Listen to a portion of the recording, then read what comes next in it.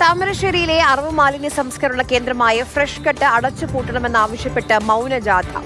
Mykavu Saint Mary's Yakobaya പള്ളി ഇടവകയാണ് ഈ പ്രതിഷേധ മാർച്ച് നടത്തിയത്. ആരോഗ്യത്തോടെയും സമാധാനത്തോടുകൂടിയും ജീവിക്കാനുള്ള അവകാശം നിഷേധിക്കപ്പെടുമ്പോൾ ഈ സമൂഹത്തിലെ ഉത്തരവാദിത്തപ്പെട്ട പൗരന്മാർ എന്നുള്ള നിലയ്ക്ക് ഞങ്ങളും ഞങ്ങളുടെ പ്രതിഷേധം അറിയിക്കുകയാണ്. കഴിഞ്ഞ ദിവസം സ്ഥലത്തുണ്ടായ സംഘർഷത്തിൽ 4 പേരെ കൂടി അറസ്റ്റ് ചെയ്തിട്ടുണ്ട്. ഇംതിയാസ് കരീം വിവരങ്ങളുമായി നമുക്കൊപ്പം ചേരുന്നു. ഇംതിയാസ്, പല പരാതികൾ പ്രദേശവാസികൾ ഉന്നയിക്കുന്നുണ്ട്. അതിൽ പ്രത്യേകിച്ച് പോലീസ് അനധികൃതമായി പരിശോധന റെയ്ഡുകളൊക്കെ നടത്തുന്നു. പ്രത്യേകിച്ച് പുരുഷന്മാരില്ലാത്ത സമയത്ത് സ്ത്രീകളും കുട്ടികളും ഉള്ള സമയത്ത് അവിടെ വീടുകളിൽ എത്തുന്നു, പരിശോധിക്കുന്നു എന്നുള്ള കാര്യങ്ങൾ. ഇപ്പോൾ കേസിൽ ആരൊക്കെ പിടിയിലായിട്ടുണ്ട്?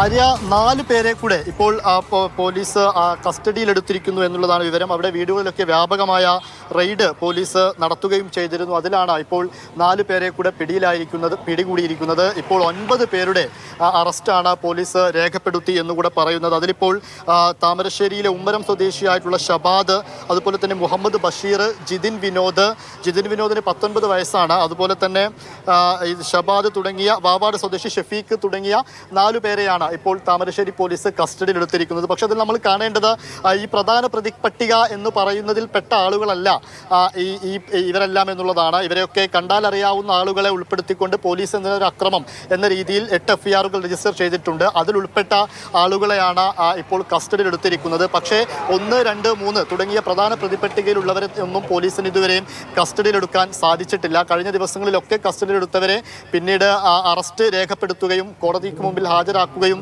ചെയ്യുകയും ചെയ്തിട്ടുണ്ട്. 2 പേരെ നോട്ടീസ് നൽകി വിട്ടയക്കുകയും ചെയ്തിട്ടുണ്ട്. എന്നാൽ ഇതിനിടയിലാണ് ഇപ്പോൾ അവിടെ ഒരു പ്രതിഷേധ മൗനജാഥ ഇപ്പോൾ മൈക്കാവ് പള്ളിയുടെ നേതൃത്വത്തിൽ ഇപ്പോൾ അവിടെ നടത്തിയിരിക്കുന്നത്. അതിൽ പ്രധാനമായിട്ടും പറയുന്നത് ഈ താമരശ്ശേരിയിലുണ്ടായ ഫ്രഷ് കട്ട് സംഘർഷത്തെ കുറെ കൂടെ വർഗീയമാക്കാൻ ചിലരൊക്കെ ശ്രമിക്കുന്നുണ്ട്. അതിൽ പ്രധാനമായിട്ടും എടുത്തു പറയുന്നത് ഈ രാഷ്ട്രീയ കക്ഷികൾ ഉന്നയിക്കുന്ന SDPIക്കെതിരെ ഉന്നയിക്കുന്ന ആരോപണം, മുസ്ലിം ലീഗ് ഉന്നയിക്കുന്ന ആരോപണം, അതുപോലെ തന്നെ CPM ഉന്നയിക്കുന്ന ആരോപണം, ഈ രാഷ്ട്രീയ കക്ഷികളൊക്കെ ഉന്നയിക്കുന്ന ആരോപണത്തെ മുൻനിർത്തിക്കൊണ്ടാണ് അവിടെ ഒരു വർഗീയമാക്കാൻ, ഈ വിഷയത്തിൽ വർഗീയമാക്കാൻ പലരും ശ്രമിക്കുന്നു എന്ന് ഈ